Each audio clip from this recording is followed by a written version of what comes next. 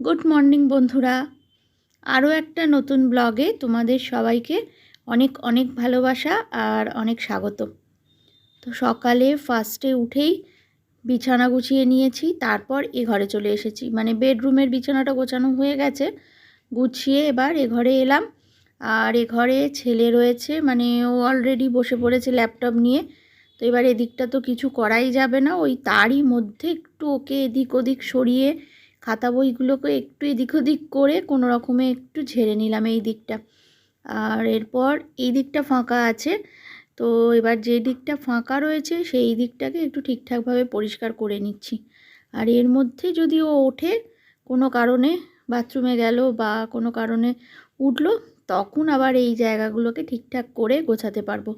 নাহলে একবার বসে পড়লে আর যাই হোক, চলো, বিছানা দুটো ঘরেরই গোছানো হয়ে গেল। তো আজকে সমস্ত জিনিসপত্র, মানে এই যে টুকটাক জিনিসগুলো রয়েছে সব আজকে ভালো করে পরিষ্কার করব। প্রথমেই টিভিটাকে একটু ভালো করে মুছে নিচ্ছি। আর টিভিটাকে তবে কলিন দিয়ে একবার মুছতে হবে, কয়েকদিন আগে মুছেছিলাম, তো অনেক দিনই হয়ে গেল। আর এরপর দেখি, এবার এমনি হালকা ধুলোটা পরিষ্কার করে নিলাম, তারপর কলিন দিয়ে এবার একটু মুছে নেব। রিমোটগুলো পরিষ্কার করে নিলাম, মানে ওই সবই একটু হালকা করে পরিষ্কার করে নিচ্ছি। আর এদিকে দেখো, এখানটা খুব একটা জিনিস আমি কিছু রাখি না, যেহেতু এখানে এই স্পিকারটা রয়েছে, এখানে একটা স্পিকার সিস্টেম আছে আমাদের। তো মুখে বলে এটা মুখে বলে আর কি চ্যানেলটা চেঞ্জ করা যায়। তো তার জন্য এখানে কিছু রাখলে না তখন আর স্পিকারটা কাজ করবে না। তো যাই হোক, এবার এই সব যে জিনিসপত্রগুলো রয়েছে সেগুলোই ওই দু একদিন ছাড়া ছাড়া একটু ভালো করে পরিষ্কার করে নিই, না হলে ধুলো জমে যায় ওপরে, দেখি একটা হালকা আস্তরণ পড়ে যায়। তো তার জন্য ওটা ওই দু একদিন ছাড়া ছাড়া করে নিলে তখন আর মানে অনেকটা ধুলো পড়ে না।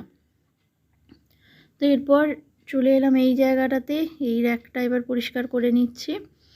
আর কি বলতো, যেটা বলছিলাম যে একটু একটু ধুলো যখন পড়ে তখন যদি পরিষ্কার করে নেওয়া হয় না, তাহলে খাটুনিটা কম হয়। আর নাহলে অনেকটা যদি ধুলো পড়ে যায় তখন আবার সমস্যা হয়ে যায়। তো তার জন্য যাই হোক, অল্প যখন ধুলো থাকবে সেই অবস্থাতে পরিষ্কার করে নেওয়াই ভালো।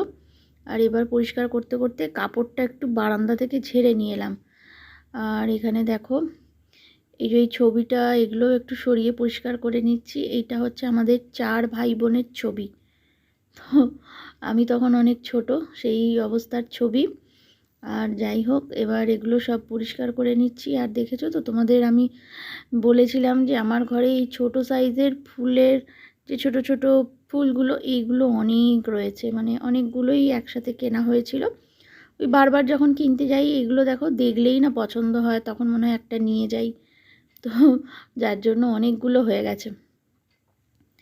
তো এবার এখান থেকে চলে এলাম ডাইরেক্ট ডাইনিংয়ে এসে ফ্রিজের মাথাটা একটু ভালো করে ক্লিন করে নিচ্ছি। এই দেখো, আবারও একটা বেরিয়েছে, তবে এটা ফুল নয়, এটা না ওই লঙ্কা মনে হচ্ছে। তো গোল গোল লাল লাল লঙ্কা, মানে পাতাটা দেখে তো লঙ্কা গাছের পাতাই মনে হয়। তো এবার ফ্রিজটাও একটু মুছে পরিষ্কার করে নিলাম, নিয়ে আজকে টেবিলটা ভালো করে ক্লিন করব।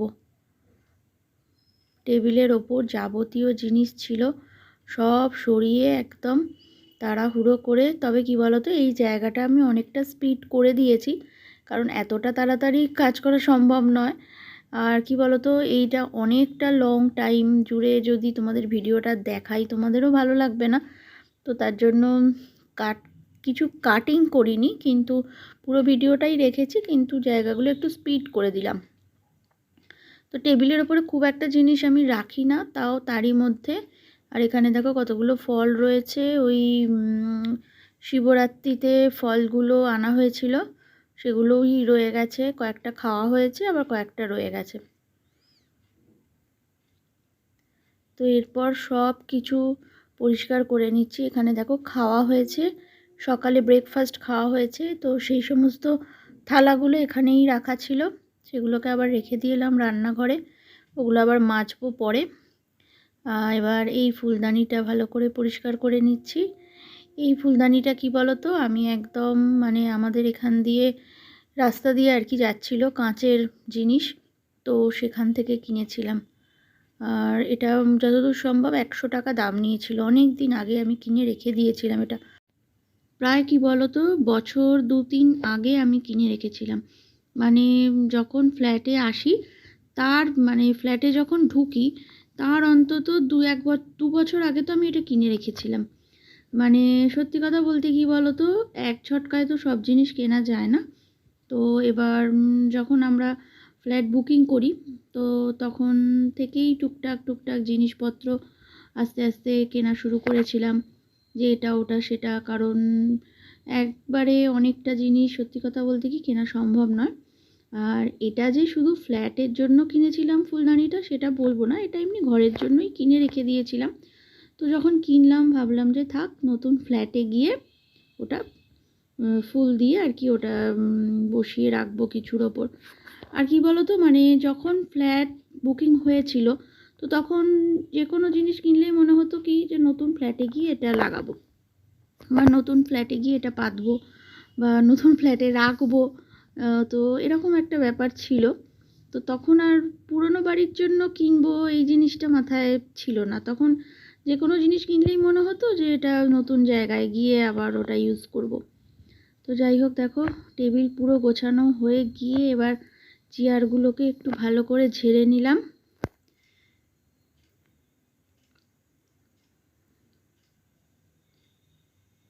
আর এরপর এখন ঘরগুলো সব ঝাঁট দিয়ে নিচ্ছি। এখন আগে ডাইনিংটা ঝাঁট দিচ্ছি। তো তার আগে রান্নাঘরটা ঝাঁট দিয়েছি। আর রান্নাঘর ঝাঁট দেওয়ার আগে সাইডটা মানে ওই যেখানটা দিয়ে ঢোকা হয় ওই জায়গাগুলো সব ঝাঁট দিয়ে পরিষ্কার করে এসেছি। আর এ ঘরটাও ঝাঁট দেওয়া হয়ে গেছে। আর এরপর ডাইনিংটা ঝাঁট দেবো, দিয়ে তারপর বারান্দার দিকের ঘরটা বাকি আছে। একদম বারান্দার দিকের ঘরে না ওই দিকটা দিয়ে ঝাঁট দিয়ে পুরো বারান্দায় বেরিয়ে যাব। তো এই দেখো এখন চলে এসেছি বারান্দার দিকের ঘরটা, যেটা বললাম যে একদম দরজার সামনে থেকে টেনে নিয়ে চলে যাব একদম বারান্দার দিকে। আর আমার হাতে দেখো প্রচুর প্যাকেট, আর ওই যে ময়লা তোলার জায়গাটাও রয়েছে, ওটা হাতে করে নিয়েই ঘুরছি। মেন ব্যাপার হচ্ছে ওই দিকটা সব ঝাঁট দেওয়া হয়ে গেছে, আর এই প্যাকেটের মধ্যে সমস্ত ঝাঁট দিয়ে ধুলোগুলো তুলে নিচ্ছি।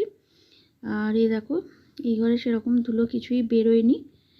আর এরপর বারান্দার দিকে সব ধুলোগুলোকে ফেলে দেবো, দিয়ে ওখানটা জল ঢেলে ধুয়েও দিয়েছি, সেটা তোমাদের সাথে শেয়ার করা হয়নি। এরপর ঘর মোছা শুরু করে দিয়েছি। তো কি বলো তো, খাটের তলা ভালো করে মুছলাম, আর এদিক ওদিক সব মানে চেয়ার সরিয়ে এটা ওটা সরিয়ে। এই হাতে করে মুছলে কি হয় বলো তো, অনেকটা সুবিধা হয়। আর ওই স্টিকে করে মুছলে তো একদম কোণগুলো বিশেষ করে মোছা হয় না। তো হাতে করে মুছলে এই একটা সুবিধা হয়। তবে একটা জিনিস আমি লক্ষ্য করছি, কি বলো তো, যেমন কোনো কিছুর তলা, বিশেষ করে ধরো আলমারির তলা বা এই যে সোফার তলায়, তো ওখানটা কিন্তু হাত দিয়ে মোছা যায় না। ওটা কিন্তু ওই স্টিক হলে একদম ঠেলে ভিতর দিকে ঢুকিয়ে দেওয়া যায়, অনেকটা জায়গা জুড়ে কিন্তু মোছাটা পুরো সুন্দর হয়ে যায়। কিন্তু হাত তো ঢোকানো যায় না, তো তার জন্য কিন্তু ওই স্টিকগুলো ভালো এখন বুঝতে পারছি। যাই হোক, সব জিনিসেরই ভালো মন্দ দুটো দিকই আছে। তো স্টিকটাও যে একদমই খারাপ সেটাও বলবো না, ওটারও ভালো গুণ কিন্তু বেরিয়েই পড়লো।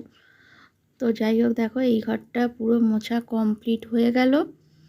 আর এরপর এখন কি বলো তো বন্ধুরা, রান্না বান্নাটা আগেই করে নিয়েছি, যার জন্য সেরকম কোনো চাপ নেই। আস্তে আস্তে ধীরে সুস্থে আজকে ভালো করে ঘর সব পরিষ্কার করছি। তো এরপর ডাইনিংয়ের একদম সামনেটা চলে এলাম, মানে ভিতর দিকটা সব মোছা হয়ে গেছে। মানে চেয়ারগুলো সরিয়ে সোফা সব সরিয়ে সরিয়ে মোছা হয়ে গিয়ে এবার রান্নাঘরের দিক থেকে মুছে বেরিয়ে এবার ডাইনিংয়ে চলে এলাম। তো যাই হোক, দেখো এই মুছতে প্রচুর সময়ও লাগে হাতে করে। আর তবে ওই তো ব্যাপার কি বলো তো, সপ্তাহে এক আধ দিন এরকমভাবে একটু মুছলে নিজের মনের দিক থেকে না খুব শান্তি পাওয়া যায়, যে ঘরগুলো বেশ পরিষ্কার হলো।